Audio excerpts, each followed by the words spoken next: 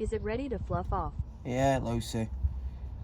So this cheeky little common wasp here, guys, was in the back garden, exhausted, and since then it's been trying to scare my dog.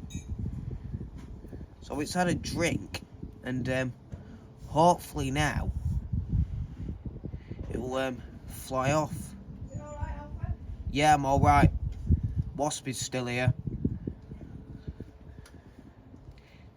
Do you know what? Come here. In fact, I'm gonna have to get the sugar water bowl because I'm not having it.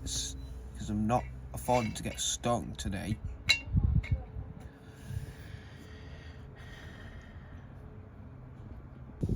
We'll put the wasp over here on the ledge outside,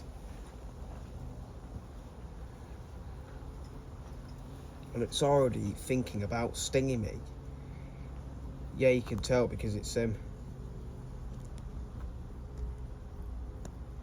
yeah, you can tell because it's trying to wiggle its fat butt at me, which is quite funny and also quite frightening at the same time. Because when it does that, I literally know it's going to sting me.